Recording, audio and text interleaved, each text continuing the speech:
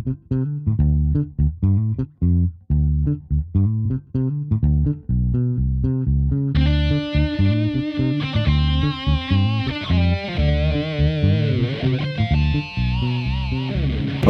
and welcome to Leave a Light On podcast, a show that looks to tackle the everyday struggles in our everyday lives. It's time to shed some light on it. Here's your hosts, Shane and Chev. Hey, welcome to Leave a Light On podcast with one of your hosts, Chev. Episode number 4, really keen for today. And alongside me is Shane. How you feeling, buddy? Yeah, good, Chev. How's it? How you doing? Oh, awesome, mate. Really excited about today's episode. Yeah. We've got a special guest on, and this is our first episode. First episode with the guest. Yeah, with the guest, yeah. So I'm really excited. Episode number 4. Congratulations, by the way. Coming into this far. Keen as. I'm really happy, and congratulations to yourself. Didn't think we were going to get there. Yeah, I don't think we're going to get there either.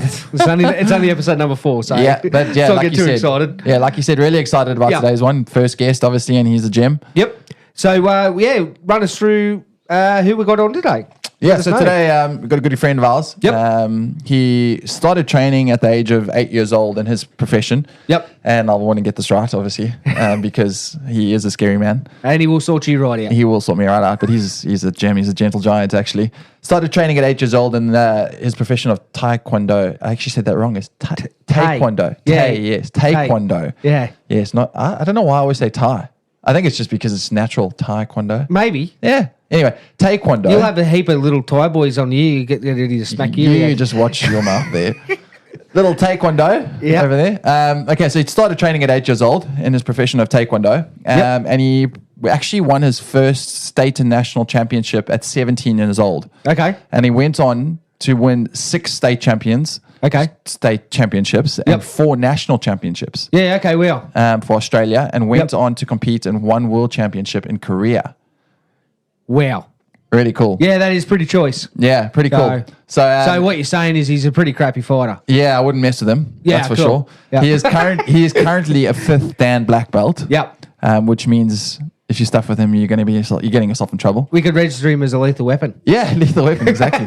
That's awesome. That's so cool. So he's currently a 5th Dan black belt. Yep. He also, his other passion at the moment is he's a softball player. Yep. Okay. So he's got a gun of an arm on him. He's a pitcher. Okay. Yeah, so it's very, very cool. Yeah, sweet. So obviously who I'm talking about is the one and only Matty Kavanagh. Welcome, Matty. Yeah, welcome, Matty. Good morning, boys. It's awesome. Such a pleasure to have you on the show. Thanks for having me. Woo! That guy gets into it. I love it. I'm getting into it, actually. Welcome, Matt, or Cav, as we like to call him. So, Matty Cav, he works with us out at work, out at the mines. He also operates heavy machinery. Yeah. Yeah. So, we work alongside him every day and, really good excited. Dude. So, go for your life. And, Really excited. Welcome, Matt. How you doing today? I'm really good, boys. Thank you. Yeah, old Barry White over there. We're going to have to battle for a few ladies that listen to this. That's awesome. Yeah, very excited to have you on the show. Congratulations, obviously, on the illustrious career that you have had in your profession of Taekwondo. Yes, thank you for the correct pronunciation. Yeah, I was very, very nervous to say it, actually. I don't know why I've always known it as Taekwondo. Yeah, that's... But it was nice to hear the correct pronunciation of it. So, yeah. 6 state and 4 national championships, and 4 of those were consecutive. Yes. So that's pretty insane to think. And your first one you won at 17 years old, is that correct? That's right, yeah. Pretty cool. Obviously, like we discussed before this, it's interesting to know that you competed for Australia, but you weren't a Kiwi. you weren't born in Australia. No. Tell us a little bit about that. Tell us about your upbringing. Tell us where you were born. First of all, let me start off by saying kia ora. Yeah, kia ora, bro. Kia ora, bro. You're South African. Yeah, I'm multicultural. Multilingual. Yeah, multilingual. Kia That's ora. awesome. Yeah. So you're a proud Kiwi. Yes, I'm a very proud Kiwi. Yeah. Yeah. Also, obviously, very proud Australian at the same time. Could be 2 things at once. Yeah, that's true. It's been a good place for myself and the family over the years. So. Yeah, that's awesome. So tell us a little bit about your upbringing. Tell us, obviously, born in New Zealand. Yes, born in the deep south, 1974 model. Yep. We Good model. relocated to Australia early 80s due to Dad getting a new job. So we raised everything and off we came over here. We've been here ever since. So Yeah, that's awesome. You mentioned to me that your parents are not your biological parents. No, I was adopted at 6 weeks of age. And that's wow. unreal. That is Did crazy. you know you were adopted your whole life?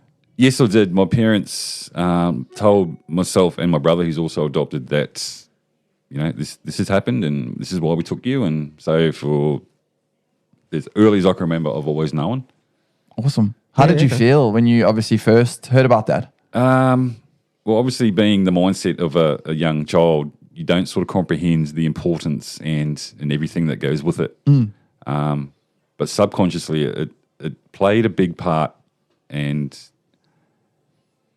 for me to explain that further on through this show, it came to play a big part of my life. Okay. Yeah, it's always been very interesting to me because a lot of parents that you do hear in this particular field tend to not tell their children. Yes, they tend to hide from and they hide it from them. Your parents were very obviously open about it from the beginning, which, like you say, it kind of plays out a lot later in life. So we'll get into that a little bit later. But you also mentioned your brother was also adopted. Yes, my brother's adopted also. Yeah. And you have 3 sisters. Yes, I have 3 sisters. Yeah, they were not adopted. No. Okay. But everyone's adopted, Chef. That's all. Yeah. Well, I was just going to ask a quick question on that. You don't have to elaborate too much because we'll get into it later. But so, did you obviously know get to know your proper parents, or is that one of those? Funny story is when I went back home for a trip when I was 30. Okay. For my 30th birthday. Yep. And something that was meant to be, I didn't go out looking for it to happen, but I ended up through a series of events meeting my biological parents. Oh, wow. Okay, cool. That's awesome. And that is a awesome. story that will give you goosebumps how it all came around. Yeah, sweet. Well, definitely cool. prior to that a little bit later, but that's amazing. Your childhood, obviously growing up, tell us a little bit about your parents. So my adoptive parents, my mum was Chinese and my dad was white Pākehā Kiwi. Dad was an engineer and mum at the time, I can't really recall what she was doing back in New Zealand. I was so young. Yep. But we had a large family base back in New Zealand. We had lots of uncles, extended Asian family, aunties, uncles, cousins, all of which now I really don't know much about because the family unit sort of broke down when we came here. Yeah, okay. If that makes sense. Yeah, it definitely does, yeah. Okay. It's all going your separate sort of ways type of thing. Yeah, in a way. But, me being the youngest child, I was removed from my older brother who was, he was always out fishing or doing that with his mates and the girls were out doing stuff with their mates. Yeah, okay. And just to touch on this quickly, my father was heavily involved in martial arts. Yeah, okay. And I was a quiet, shy child. Yep. Wasn't not timid or anything, but Dad thought I'd benefit from this. So he was an ex New Zealand wrestler. He was fortunate enough to win 2 gold medals for wrestling and was heavily influenced in the ground arts like judo and jiu-jitsu and things like that. Yeah, cool. So Dad was a massive driving force behind that. I was just about to say, that's obviously where you got your passion from. So, yeah. Cool, and that's awesome. Once he got me into it, he actually came for a while, obviously until his body could not handle it as much anymore. Yeah, okay, yeah. So he sort of stuck with me through it until I got started and was comfortable. And right, wow. Oh, there you go. Yeah, that's obviously, like you said, that's where your passion started for martial arts in general, watching him, and he was 2-time world champion? No. He just 2-time gold medalist for New Zealand. 2-time gold medalist for New Zealand. I can't recall what events they were. Okay. But I've got the medals at home. Yeah. Do you look at those medals and still obviously cherish? I do. Yeah. Seeing as I lost him last year due to dementia, those little things that, I'll look at them and they just remind me how much of a great father I had and what a great man he was. That's incredible. Awesome. Yeah, it really, really is such a special token to remember him by, having those 2 gold medals. Yeah, it's something to cherish for a very long time. Absolutely. So. Yeah. So tell me something, the dynamics of obviously being you and your brother being adopted and then your 3 sisters obviously being biological to your parents, how did that as a family dynamic work? Did your sisters ever make that known to you that you were obviously not? No, and not even in sibling rivalry. Yeah, there was none of that. It was just like naturally just brother close and knit. sister. Yeah, that's amazing because I know sometimes it does tend to, from some of the stories I've heard, it can tend to add a bit of a rift in, especially when there is tension. Yeah, no, there was nothing and you have ever that like that. sibling rivalry, like you say. So that's amazing. So moved over to Australia when you were 6, 8? Or it can be close to 8. Yeah, 8 years old. Moved over to Australia for your dad's work. Is that correct? Yes, that's right. How was that transition for you? Probably pretty clean, considering I was so young. You know, the world's your oyster and you're not really aware of what's going on at that time of your life. So it wasn't a major hurdle, but in the same instance, it kind of was. You know, I loved New Zealand. Yeah. I still do. But it's something you had to let go of. Like, I remember my mum saying Dad had to pry my fingers off the doorway. Like, when we were leaving to go to the airport. Like, I didn't want to leave, but once we're here, you know, we sort of settled in and Yeah. And then life just progressed as normal. Yeah. That's amazing. I mean, I can still see you obviously very passionate about New Zealand. You're sitting in front of us in your All Blacks tracksuit. Yeah, he's All Blacks tracksuit. I'll tell you a funny story before we carry on here. Matty Kavanagh, obviously, have known each other for probably about 1.5 years, 2 years now. Yep. And I still remember the first time I met Cav, he said to me, for one of the first things he obviously spoke to me about, he's like, "Oh, you from South Africa?" So I said, "Yeah." And he said, "Oh, the Springboks." And anyone who knows, this is going to be awesome because we've got a Kiwi and a South African. Yeah, anyone who knows. Yeah, but my old man's born in Christchurch, so I tend to lean towards the Kiwis. Yeah, sorry, keep going. So Cav actually said to me one of the first things, he's like, "Oh, you obviously know the All Blacks and the Springboks have a good rivalry when it comes to rugby union." And it was the World Cup year last year. And I still remember that I had barely known you. And you said to me, let's make a bet. So I was like, all right. Yeah, I obviously wanted Matty to like me at the time. So I was like, yeah, let's go. Let's make a bet. And at the time, the Springboks weren't playing the greatest rugby. But you said to me, the World Cup was coming up. Yep. It's looking like at that stage we were going to go All Blacks versus Springboks for a final. And you said, winner of the World Cup has to wear the opposing person's jersey. And I was like, cool, let's go. I didn't obviously give it too much thought at the time. And then the World Cup came around and Cav obviously reminded me of our bet. And I was like, oh, damn. Like, this is a real thing. He's remembered this. Yeah. And the World Cup came and I'm just going to say it out. Springboks world champions. Fastest one. Thank you. And to be honest, you were a great sport about it. We got the photo. Got the photo of you in a Springbok jersey, which is incredible. And you took a bit of flack for that as well. Oh, I sure did. That's awesome. But I do want to just say that I very much honor you for the fact that you remembered the bet, first of all, and secondly, you were a good sport about it. Yeah. And that just kind of goes towards your character and the kind of person you are. And the person that I've come to know you to be is just that what you see is what you get. You're a man of your word and you stick to it and you're very integrous in that. So thank you for that. So thank you for that, actually. You really did make me feel welcome when I was a newbie in a very weird and wonderful place. Yeah. At the time. So thank you for that. Obviously, for you moving to Australia, let's progress from there. When did you start to get into martial arts? So prior to leaving New Zealand, Dad always used to take me to judo class where he was teaching. Yeah. And I do have some faint memories, which are getting harder and harder to recall, of getting on the mats with him and him teaching me stuff. Yeah. There's always a hold I remember that he taught me called Kesikatami, and it will always stick with me to my last days. Kesikatami, yeah. Beauty. And just the thought of that name sounds pretty cool. Yeah, it's just basically a choke on the ground that the other person getting choked can't get out of. Okay. I might have to learn that from you, Matty. So making the transition from NZ to here, it was a matter of months, I'd have to say, that we were at a local squash centre and there was a Taekwondo class running, and it was a Korean master called Woon-Suk Kim. He was an 8th degree black belt, probably 5 feet tall, but this man was doing incredible things that I was just gobsmacked with, watching this little man spin around like a whirlwind and the things he could do with his legs, and I was hooked. Well, that's is that not the very premise of martial arts? Is it's not about your size, it's about actually using your opponent's size against them? Yes and no. Yeah. Depends on what discipline of art you're following. Okay. Yeah. But Taekwondo has a unique history going back hundreds and thousands of years, not hundreds of thousands, but thousands of years, when invaders on horseback would invade villages with no horses. Okay. Where these men could leap in the air and kick them off horses. Unreal. It started from a very primitive form called Taekwondo, which was like a dance. Okay. And it evolved from there into what it is today. It's an Olympic martial art. Yeah. Yeah. Obviously a big Olympic sport, as we know. Yeah. Of course, it's incredible. Yeah, I'm pretty gobsmacked. They can kick people off horses. That was pretty cool.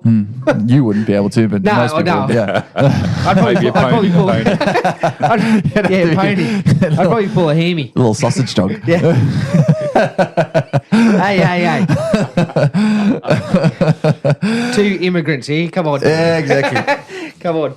Okay. Tell us about your, obviously competing at your first state championship at 17. How was that for you? I was nerves, and just I didn't know what to expect because I'm not a fighter by nature. I abhorred violence, and it's kind of funny considering my background. But I never did it to pursue the will to fight. It was more a competition against another person. You weren't there trying to kill each other. You were there to fight for points, type of thing. You were there. Basically, I looked at it as a test to myself and learn from that person and get better. Okay. Adapt to what I didn't do right and learn for next time. So I just remember basically shitting bricks. It was a very, very nerve-wracking experience, my first one, yeah. Okay. But, with the belief my coach had in me, I had to let go of my conscious thought and listen to his. Yeah. Seeing some of those people on the mats too, that would have been very intimidating for you. I was, especially coming into it, never having competed before because one of my first competitions was a state championship. Okay. And there's just an amount of talent out there. I've got no doubt.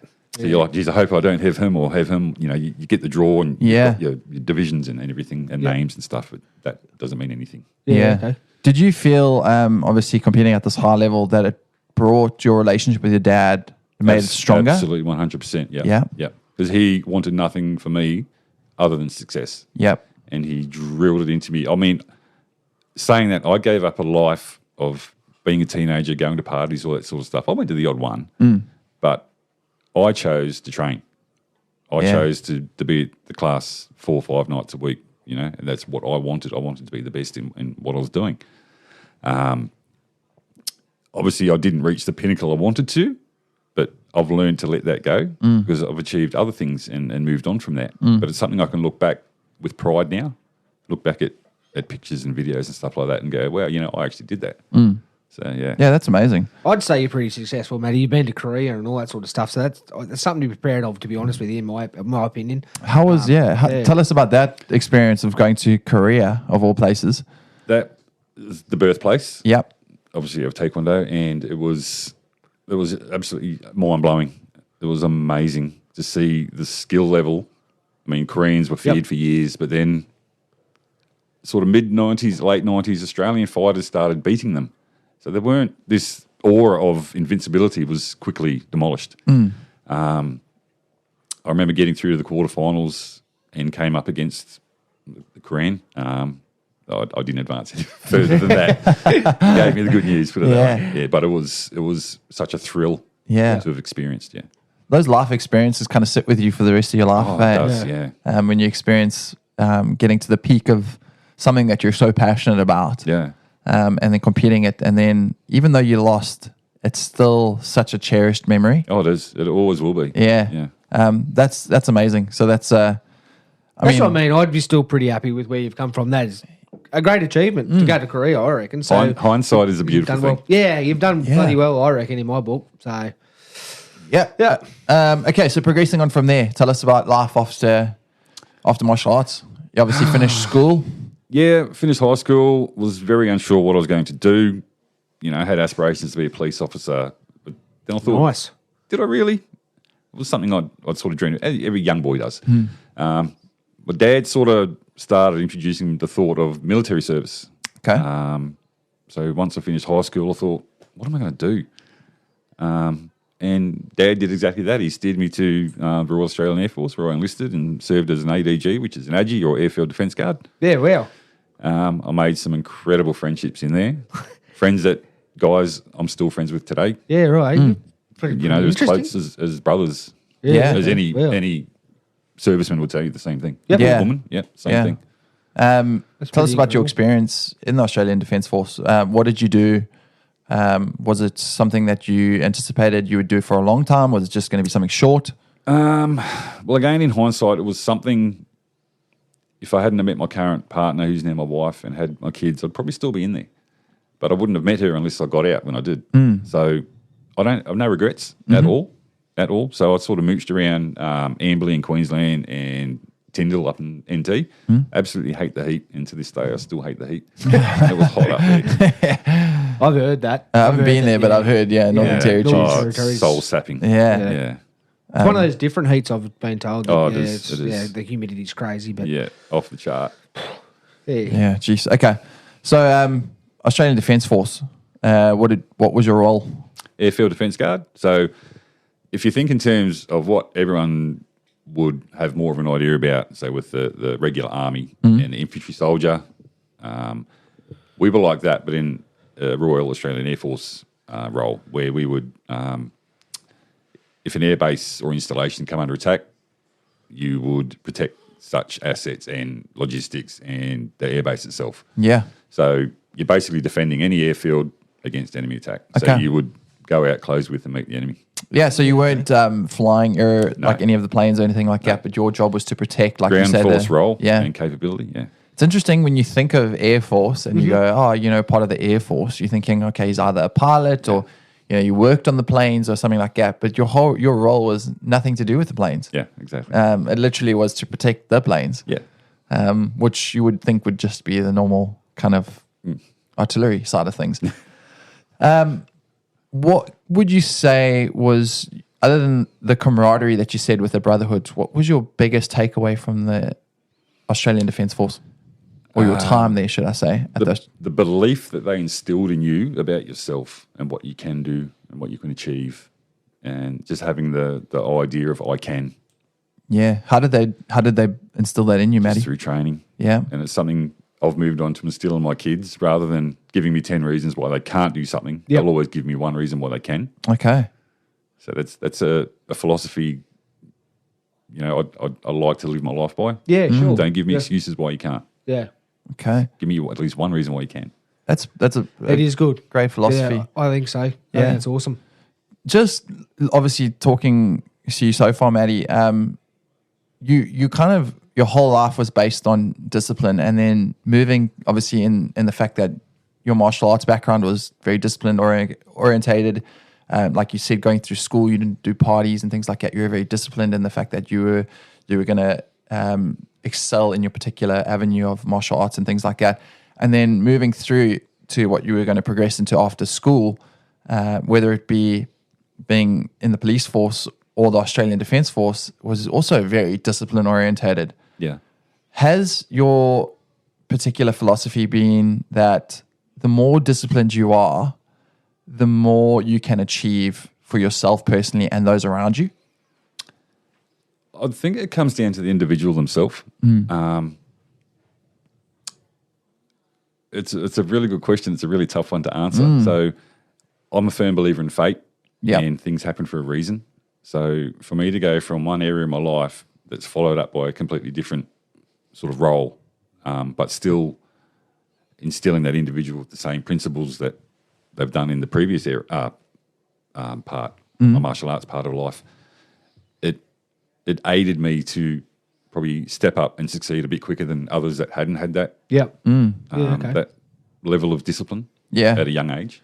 Do you feel that that side of has hindered you in any way? The fact that you have been so disciplined? Yes, absolutely. Yeah? Tell us a little bit about that. Regressing back to the adoption thing, I grew up spending my life developing perfectionism traits, and I have severe OCD as a result. But once you've got your heart set on something and you're full tilt involved in that, you're not going to settle for less. Everything has to be 110%. No less. So in a way, I found that was how I chose to live my life. And that in itself created its own problems further down the track. Because as I said earlier, growing up with the realisation that I was adopted, it sort of planted a seed in my head that I was never good enough. Okay. If you understand what I mean. Yeah. And it's something someone in my position would understand. Yeah, okay. Because it leaves a big hole in your heart growing up, thinking, why didn't they want me? Yeah. But you can't afford to think like that, yeah, as I know now. I didn't know that then. But that carried on through my whole life, and there was this big question mark going, why? You know? Yeah. And until the period of time when I went back for that holiday and met them, yeah, okay, that sort of answered a few questions yeah, of that I course. had.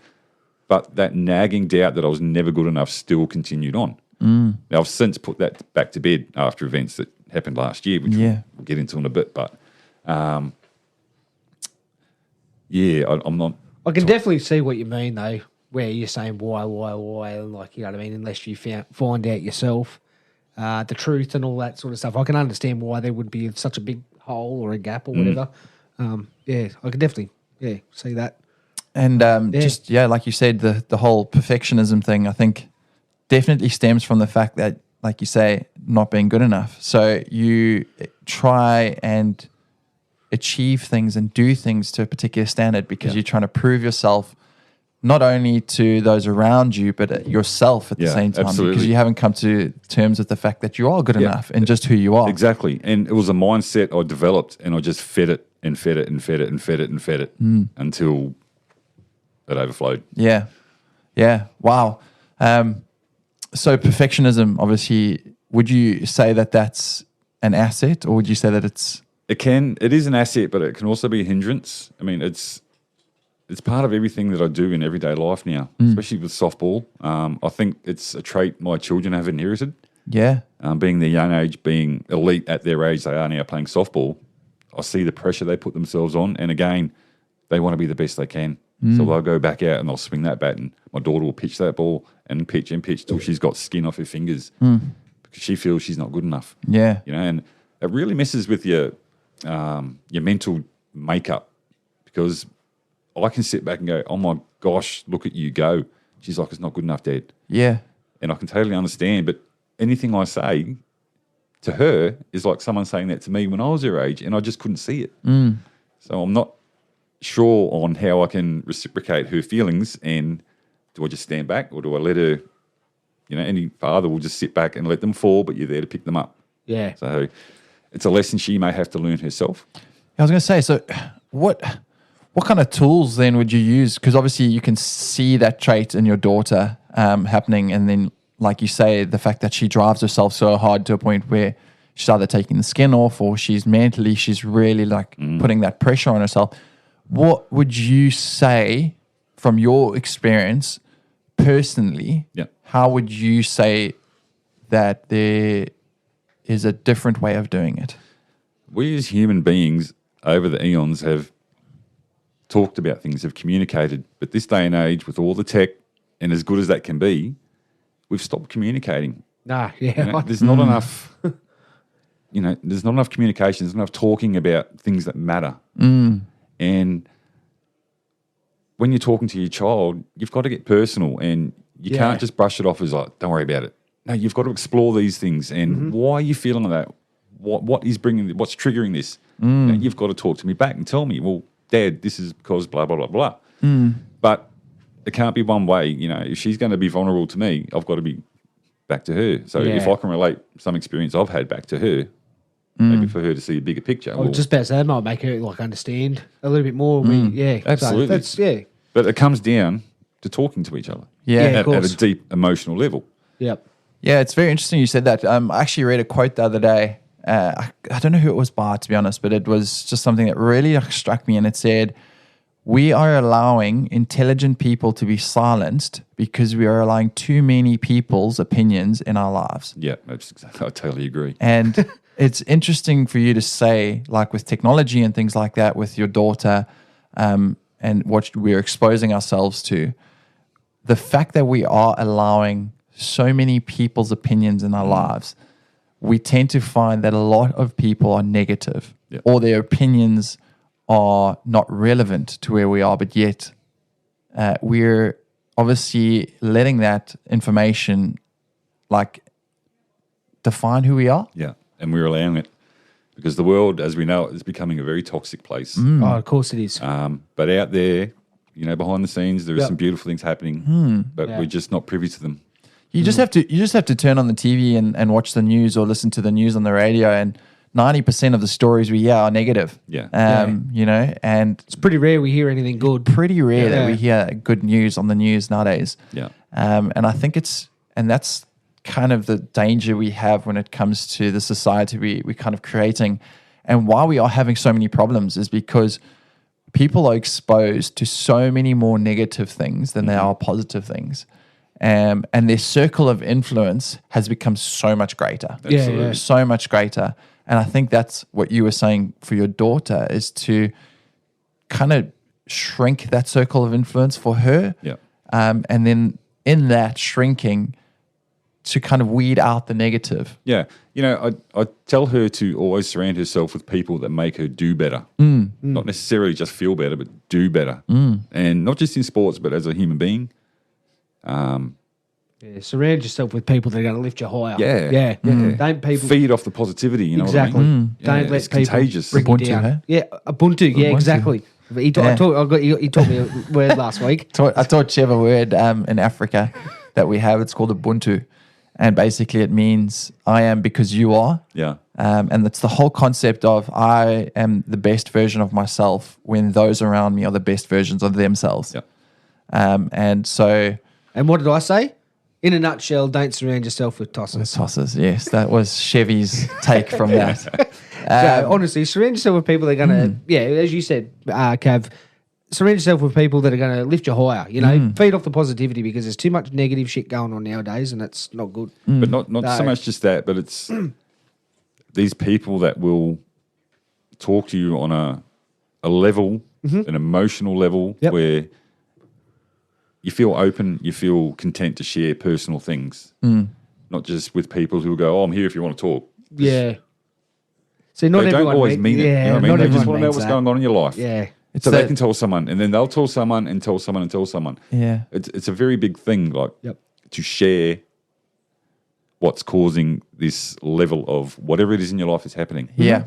And go around the traps a few times, you can pretty much work out who you can talk to, which is, probably why I'm sitting here with you guys today. Yeah. Cool. Because when you brought the idea up, I think I had answered before I'd made an emotional response in my head. I mean, I was so excited. Yep. I thought, I'd love to be part of it. So this is awesome. Well, this is what we want to do. Yeah. We want to have people like yourself on that want to talk and want to shed a light, because hopefully there's someone listening to this podcast right now that goes, oh, shit, I've been in his position, or do you know what I mean? We want to help people just to speak up. So, yeah. That's awesome.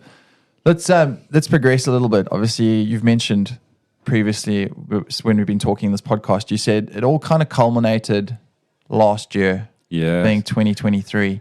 Okay, Tell us a little bit about, obviously, leading up to this event, and then what happened in 2023 with you, Matty. Okay, so we're going to go down the rabbit hole here. So April, May last year, I had a very severe mental breakdown. I've suffered from depression from the youngest age I can possibly remember. And I've lived with that my whole life. And a big part of that, I've ignored my whole life. So not to delve into it and make a 3-hour-long podcast, I had a basket. Everyone has a basket in their soul, okay? Figuratively, Figuratively speaking. Yeah. And I call it the to-do later basket, or deal with later basket. Except my basket never got dealt with through life. Everything I crammed in there, it just stayed in there and kept getting fuller and fuller. Because I'd always put myself in a position where I would worry about everyone else first. It was never about me. Because it didn't feel right. So you put yourself out there for other people, and you're taking on their emotional auras, and you're stuffing that in your body. So it can become quite toxic. Yeah, okay. But you're not cleaning it. You're not cleansing yourself. You're just burying all this trauma, all this stuff that's happening. Anyway, April last year at a very public softball tournament, my wife was coaching a women's team at a state championship, and my son happened to be the trigger that day that lit the fuse and started the timer ticking. And I think within a minute, of the situation developing, it just went boom. And if you can imagine a volcano exploding and the lava, that was me. I was just in a world of hurt and agony. And I remember removing myself from the situation because there was a lot of people around, and I think there was one or two guys that were commenting, get out, you dickhead, blah, blah, blah. Now, like I said earlier, I'm not a fighter, but I was feeling so much pain that I wasn't looking for confrontation, but I would have welcomed it. You know what I mean? Yeah. But that scares me, knowing what I know and what I could potentially do to someone. Yeah, of course. Yep. And at the time, I had dreads, as you know. And my wife found me later on, and I was on my haunches with my hands in my hair, clawing at my hair, ripping them out. And I wasn't aware any of this was happening. I was just so focused on this wound that had finally rushed out and opened. And I remember saying to her, the first words out of my mouth were, I need help. And she didn't know what to say, and I didn't know what to say. And she was in a bind because her game was about to start. She was the head coach. She had to go. I said, look, just go. I'll deal with what's happening right now as best I can. So I removed myself from the area. The day went through. We got back to the hotel, and I just went mute. And I'm a very quiet person by nature, unless I'm comfortable with who's around me. Then I'll open up a bit. Okay. The next day, pretty much the same thing. I just wanted to be by myself. I just could not handle interaction with anyone. And I just wanted to go home. I didn't want to be there. I didn't want to be surrounded by people. I didn't want to, the mask had come off, and I'd been so good at putting it on over the years. Yep. And it finally fell off. And I just thought, part of me thought, thank God it's about time. But if you can imagine a raw nerve ending that's open and how much agony you would be in with that, I was hurting big time. How was your partner in the situation? Obviously, seeing you the day before. I think it really scared her because she said the look in my eyes, she'd never seen anything like it. And I was conscious of how I was feeling. Like, by no means am I a violent person, but I was ready to inflict violence. Yeah. Because how long had you and your partner been together up until this point? 16 years. We just had our 17th anniversary last week. Yeah. Ah, congratulations. Thank you. That's amazing. Yeah. So for 16 years, she had been with you and she had said she had never seen this look that you had. Yeah. Would have been scary for her as well. It was. And she couldn't focus on her role for that game. And I can't remember what happened the rest of those 2 days because I was just swallowing in whatever I was in. Yeah. So I get home and no one knew what to say to me. And I didn't want to talk because I just didn't want to talk because it hurt too much to even tell them what I was experiencing at that moment. Yep. And I remember I think it was like 4 days, I was just mute, fetal position, and I just thought, my God, I'm at rock bottom here. And if you can visualize a big black abyss, millions of miles deep, I was standing right on the edge with half my feet hanging over, and it was sink or swim time. Yeah, okay. I really felt that bad about myself in my head, and I just thought, look, you've got a decision to make here. You can keep on going, or you can just take yourself out. But amongst all that negativity and poison that was surging through my body, there was this faint spark I could feel in my body going, hey, man, I'm still here. And it was deep, buried deep within me, and it was calling. And it was so minutely quiet. It was like a whisper. But I knew it was there, but I wasn't paying attention to it. And then help came from a very unexpected source because I was due to go back to work after that weekend. And I remember ringing one of my supervisors who was on his way to London at the time. And he just said, look, I can't really talk at the moment. I'm so sorry. I know it's a really bad time for you, but ring such and such. It was one of the guys up in management at work. I'm not going to mention names. Yeah, that's right. The next day, after you guys had all gone out into the pit to work, I sat in the car for nearly an hour and a half and said to myself, get your ass out and you get in there, otherwise leave. And if I had left, I think the choice would have been very, very drastic, very bad. So I summoned up the courage, put my shame and all that aside, and I went to this man's office. He was expecting me, and he said, "Come in, sit down." He said, "Mate, hang on." I took the phone off the hook, turned his phone off, gave me his full attention, and said, "What can I do? What's going on? Talk to me." For over 2 hours, he sat there and listened. Listened to everything I was saying, what happened over the weekend, and what led up to it, blah blah blah blah, and it totally blew me away. Even to this day, I've got a lot of respect for this individual as a result of just being human and listening to someone who was in such a bad state. So he got me on the road to recovery, we'll call it, because it started, and he put me in touch with some health professionals, and I think for another few days after that, I had to build the strength, and it seems so minutely silly now that I think about it, but I had to build the courage up again. Yeah. To call this woman and say, "I'm in a really bad way. I need to talk to you. I need you to listen." And that's all it was. It was a phone call. Yeah. But you don't know what's happening in somebody's head at a time like that, you know. And it felt like walking up a mountain for me to bring that number and speak to her. But once I did, I thought, she sounds really nice. Huge weight would have lifted off your shoulders too. And it did. Yeah. Initially it did. I thought, right, this is going to happen. Yep. We'll join the dots later, but X, Y, Z, the plan's in place. Okay. So 3 to 4 times a week, I had about nearly 2 months off work. I'd be meeting with this beautiful lady. I won't name her either. And as a result of talking with her, she was there as no judgment capability. She would just sit there and listen and write stuff down as she would in her role. But she got me writing. She said, "Matt, I want you to go and get some foolscap books and just start writing. No matter what it is, write it down, and we'll look at it next visit." So I did what she said, and ended up writing just page after page after page after page, as you can imagine, and filled all these books up in between visits. And she's gone, "Oh my God, this is really good. Keep this up." But what I didn't realise at the time was I was bringing up so many repressed memories and traumas and things that I'd forgotten and buried because I didn't want to deal with it. Remember the basket? Shove it in there and worry about it later because someone else is more important. And once I found I was releasing all of this poison, as I called it, that was coming out of my body, I started to feel, I'd say, I started to feel lighter, if that makes sense, because I felt so weighed down with the pressure of everything I was feeling. But mind you, this didn't happen overnight. This was over a course of time. And I'm still in touch with her today. But a few little things she got me to do was because I was so focused on everyone else's needs and not mine, she wanted me to take 1 hour out of every day just to do something for me.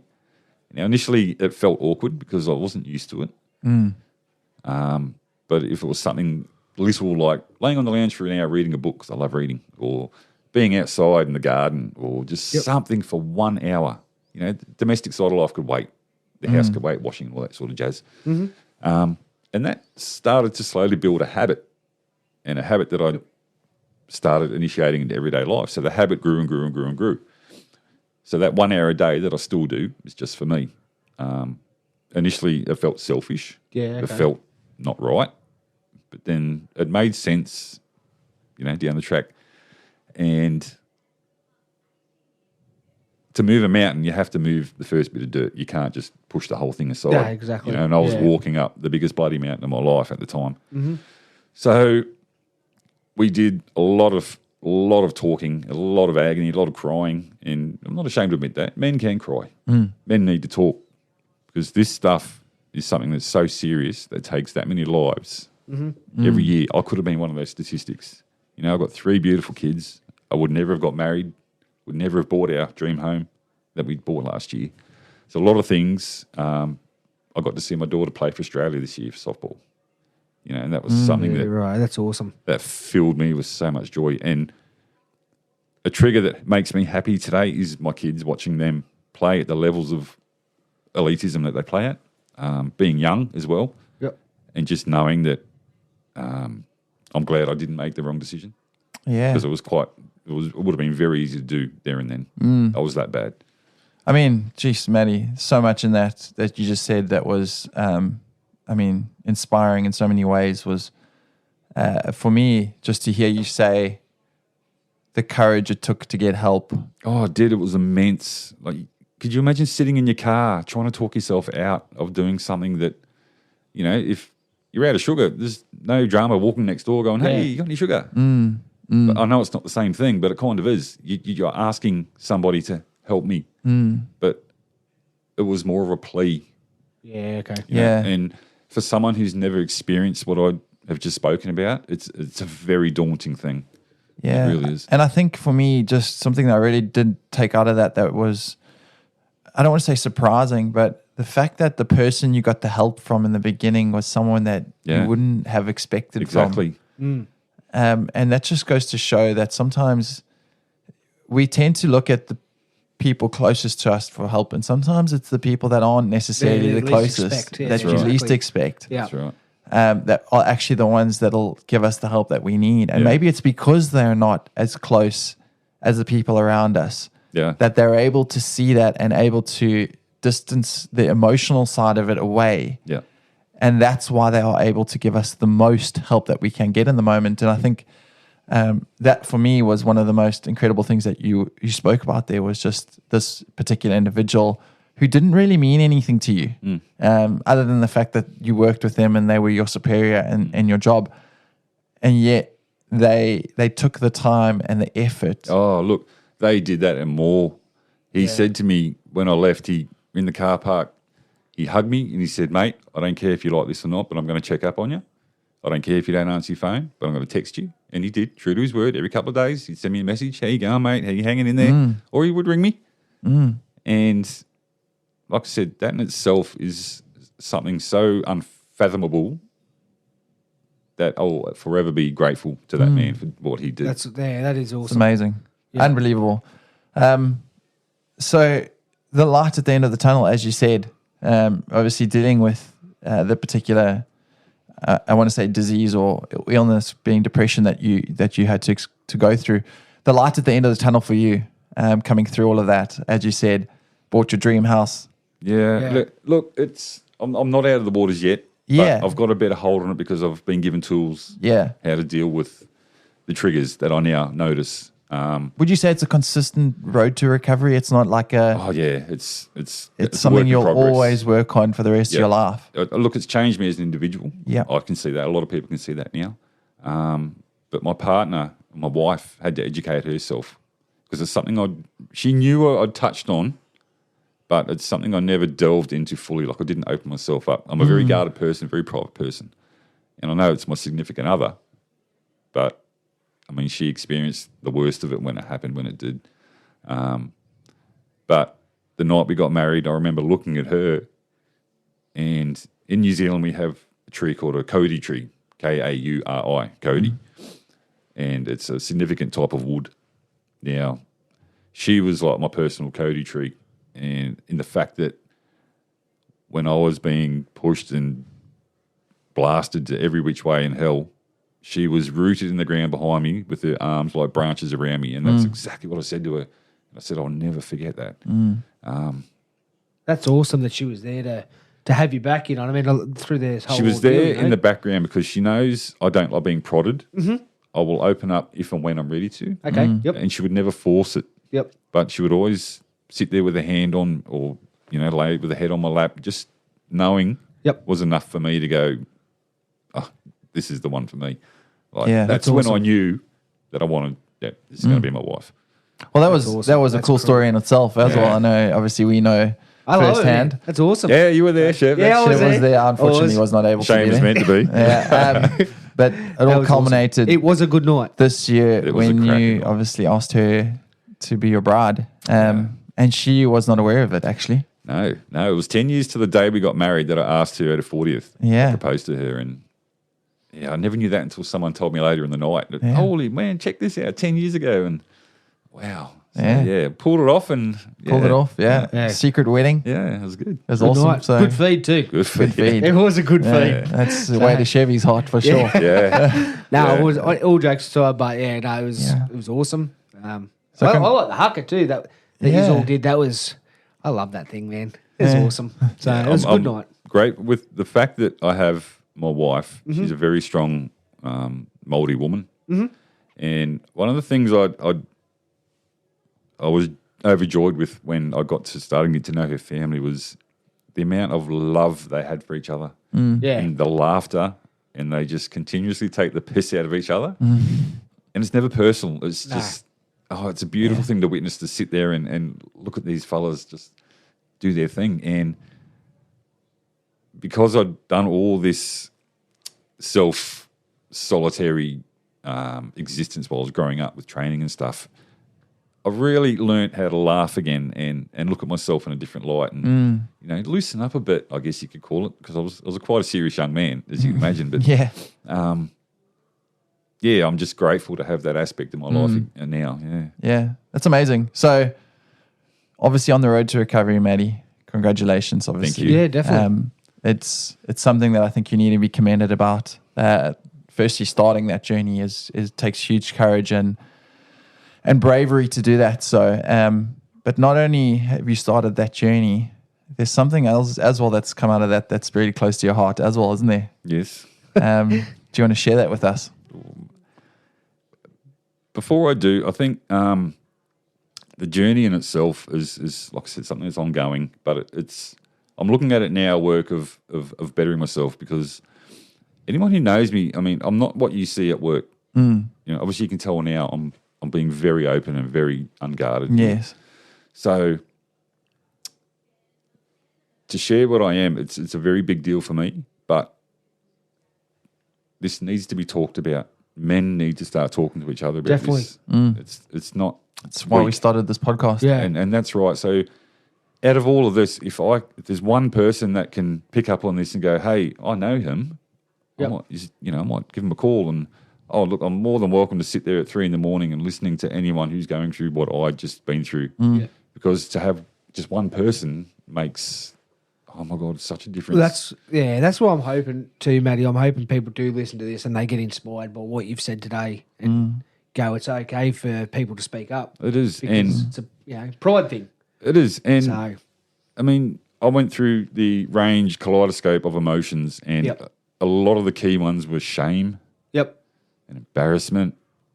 Yep. And it's just that negativity in your head that's feeding it. Yeah. And the hardest part was to learn to shut that off. But that's when that little voice that was buried deep inside of me started coming to the surface and getting louder and louder and louder. Yeah. And the day it was at full bore, I was standing in front of a bag at home. I thought, that voice is going, kick it, just kick it, hit it. Come on, old time's sake, give it a go. So I did, lifted the leg, bang. Yep. And there's that slap, and that brings you back to the dojang when you're training. And the sweat and the smell, the uniforms and the motion and the noise and the vibe. And bang, again, bang, other leg, bang, bang, bang. Yep. An hour and a half later, you're soaked in sweat, and I'm like, my God, I've missed this. But what I found through that was I'm a Libra by birth sign, and I'm a big fan of balance. And when I'm out of whack, I'm out of whack. And it just felt like my scales had been tilted and put back to natural balance. And I'm a big believer in harmony. I love harmony. I love everything around me to be in harmony. And when it's not, it's like it's chaos in my head. So I've had to do a lot of soul searching about, look, this has happened. You've got to accept it. Not forget it, accept it. But we've got to go through it and deal with it. And it's going to hurt, but you have to do it, man. You've got to do it. You've got to move on from it. But out of that, the phoenix comes out of the fire. I've had to remold, rethink, recalibrate my neurons in my head. I've got to start thinking differently. I've got to start programming my mind again. And a lot of that went back to when I was younger, about how I would program for training. That's when the perfectionism comes back in. It's like, I'm not happy with this. This is what I'm going to do. And step by step by step by step, you recreate yourself, if you know what I mean. Yeah. So, yeah. And so what are you recreating, Matty? I'm recreating the me that I was meant to be, I think. Like I said, I've got no fight in me. I'm a very casual person, cruisy person, and I'm for one of the first times in my life, I can say I'm very proud of who I am now, because I've been through hell and back. And I mean, I know there's millions of people out there that have been through probably worse than I have. But if the spotlight was just on me for now, which it is, I'm very very proud, because last year was just a tumultuous year in terms of just horrible shit happening. Like I said earlier, I lost my dad in late September. He lost a battle with dementia. I was lucky enough to be there with him when he passed. But that is something that I'm still dealing with. It's something I'm always going to be dealing with. I love my dad so much, and the grief is the hardest thing I'm coming to terms with, and that in turn is creating a lot of anger. That it's not anger directed at anyone. It's just it's frustration at the helplessness. I couldn't do anything to help him. You know what I mean? And you never realise how much you miss something until it's gone. Yeah. You know, so people out there listening, if you got someone you love, tell them. It's not hard. Absolutely. Yeah. I think for me, hearing you say that, Matty, the first step to obviously anyone getting on the road of recovery is just purely just asking the closest person for help. Yeah. It doesn't have to be someone that they're close to specifically or anything like that. It's just the closest person at the time. Yeah. Just reach out, ask for help. And most of the time, people help. People are empathetic by human nature, like you say. Have to be. And if you're lucky enough to find someone like that, it's going to blow their socks off, because they're not going to be prepared for what they're about to hear. But if you're genuine and you're sincere and you're 100% with that person, just listen to them. Yeah, that's amazing. So some of the cool things that have obviously come out the last year from you getting on this journey of, I want to say recovery, but I'm going to change that from recovery, and I'm going to say remolding. Yeah, and there's a lot of life lessons in between. So let's just say remolding, reshaping. So you're on this road now of recreating who you are as a person. And I mean, in saying nobody's perfect, I know I'm not. There's a lot of work I've got to do still, but I'm trying. Absolutely.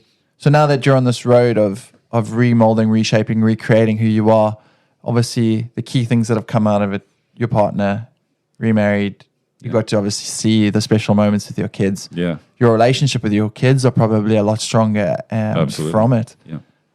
But for me, there's also one other thing that I think you're missing out. You've started a journey of study. Oh, yes. So I was very inspired by the health professional who has been helping me so far, and it's something I've been talking to her a lot about, and we've sort of worked together to come to a decision where I'm going to follow the same sort of process. So mental health counselling 101, here I come.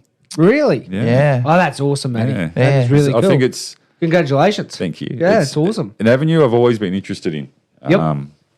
My dad was a psychiatrist. Later in life, he put himself through uni. And we always had these deep-as discussions about ego and human nature and why we do the things we do. And fascinating stuff. May not be to others, the listeners, but it was just time with my dad that I really enjoyed. But it comes back to helping people. Yeah, sure. I think that's awesome. A human being and just being. Yeah. You know what I mean? Yeah, of course. I think that's awesome. And as I said to you, congratulations. That's awesome that you are pursuing an avenue. Yeah. Well, something that you're passionate about. It's something I wanted to do through work, for work. Okay. But nothing's eventuated on that front. So I said, well, bugger it. I'm going to do it myself. Yeah, well, fair enough. That's I think that's awesome. And that's why we started this. Because, I mean, I know you're doing the study thing and all that, but this is why we started our podcast, because we want to help people too, but just obviously in our own way. And it's funny.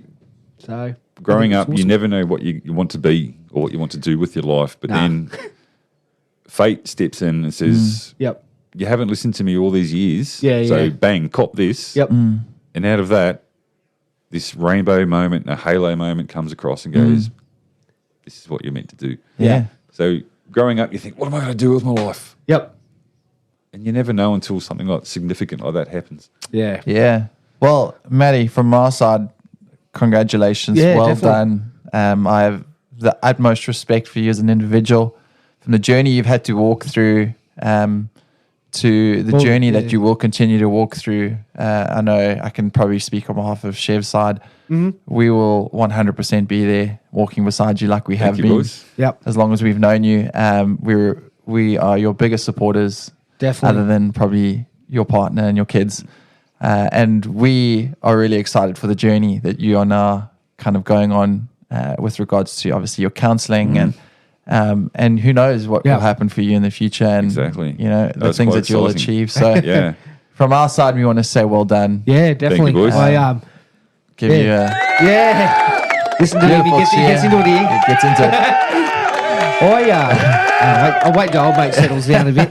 No, honestly, I just want to say I've known Matty for best part of 5 years now, and I like to say, like, not trying to piss in his pocket or anything like that, but he's been a great friend to me. He's always looked after me out at work and stuff like that, and I'll definitely stand by him every step of the way. He's a great mate, and I honestly wish him all the best with his studies and all that sort of stuff.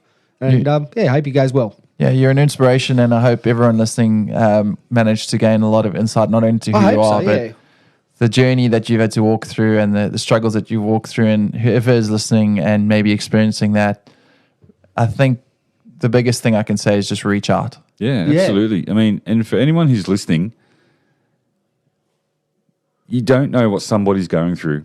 You don't know what's going on behind closed doors, figuratively speaking. We put on so many different masks and personas in different situations. But you should always be wary of that non-committal joke that you think is going to be funny, because that could be a trigger to someone and they could be absolutely on their last limit, and that could just be the trigger that makes them snap. You don't know what that person's been through. You don't know what they're capable of doing as a result.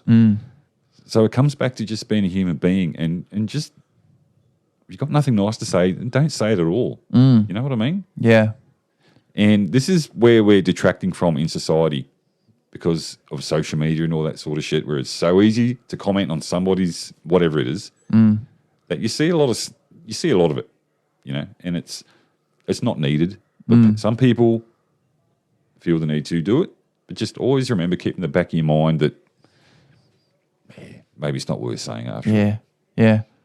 No, that's a beautiful point to end on, Matty. So to wrap us up, I want to say thank you so much for joining us today. Thank you for having me. It has been a complete honor, and I've enjoyed today's episode. I've enjoyed his story, and thank you very much for coming on the show. Thank you. You are exactly the kind of person that we are wanting on. Definitely. And so to have you as our first guest, one of many to come, we want to say thank you for taking that chance on us as a podcast, and just also being vulnerable. Being vulnerable.